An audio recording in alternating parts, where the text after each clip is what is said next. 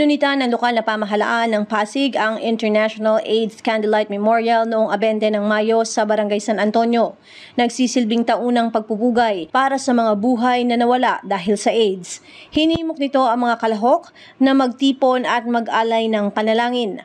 Sa pamamagitan nito ay tumataas ang kamalayan at suporta sa paglaban sa HIV at AIDS. Isang mensahe ng pagkakaisa ang ibinigay ng Pasig Social Hygiene and Treatment Hub na magkaroon ng malawak na kaalaman patungkol dito nang tuluyan na mawala ang stigma sa usapin. Sila din ay may dedikasyon sa pagbibigay ng accessible healthcare services sa mga individual na may HIV o AIDS. Ang International AIDS Candlelight Memorial is yearly po ginagawa to commemorate with those who died battling with HIV and AIDS. Ang participants po natin is from different organizations such as the Department of Health, meron po tayong EPIC, meron po tayong AIDS Healthcare Foundation, SHIP, and then kung other pa na nagpupunta dito. And alongside po, nag-invite din kami ng families ng mga patient po namin na namatay before. Yearly kasi sineselebrate si International AIDS Candlelight. Nag-aalay tayo ng kandila para doon sa mga namayapang PLHIV. Nag-aalay din tayo ng prayers for them. Hindi naman po nawawala yung stigma. That's why nandito po kami. Rampant naman po yung aming campaign to end the stigma and discrimination about HIV and AIDS. Sa mga mamamayan po, gusto lang po sana namin sabihin na let's end the stigma about HIV and AIDS.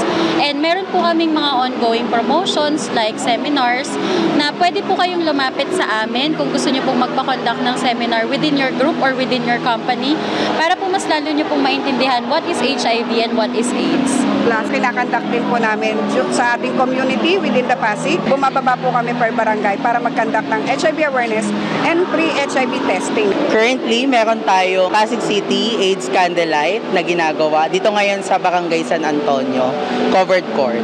Yung event na ito ay inilalaan natin para dun sa mga Pasigenyo na namayapa sa HIV infection. Isang makabuluhang event para i-commemorate natin yung mga namayapa sa HIV infection. Mas maganda aralin natin ang HIV at kung paano natin mabababaan ang stigma na nakakanasan ng mga taong nabubuhay na may HIV. Especially, babaan natin yung stigma and discrimination na nakakanasan nila. Para po sa facility na meron tayo sa Pasig, meron po tayong Pasig City Social Hygiene Clinic. Located po yun sa ating City Hall, 5th floor, nasa tabi ng chapel. Meron po tayo sa CHAMP Maternity Clinic, nasa Caroncio Avenue, San Nicolas. Nasa tabi po ng CHAMP Maternity Clinic building, yun po yung Pasig Treatment Hub CHAMP. Meron po tayo sa Barangay Manggahan, yung Pasig Treatment Hub Manggahan.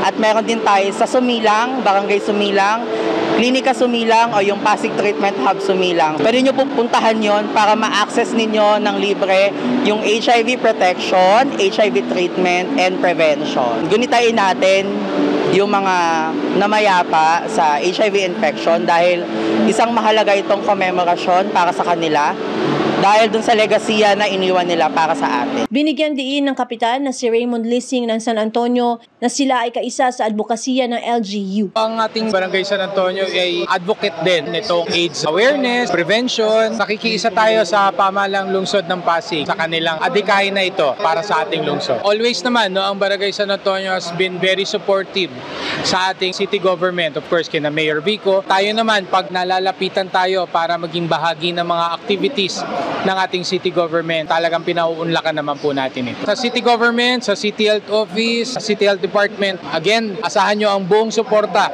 ng ating Barangay San Antonio, hindi lamang po sa mga activities pagdating sa AIDS awareness, kundi sa pagpapalawig pa ng mga programang pangkalusugan sa lungsod ng Pasig. Ang nais natin baguhin na itong ganitong pananaw.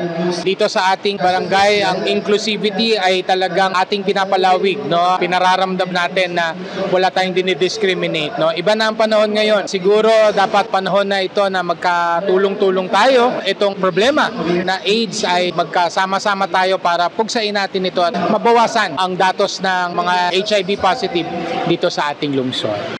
Ako si Luan Peñano para sa latest ng iNews Pasig.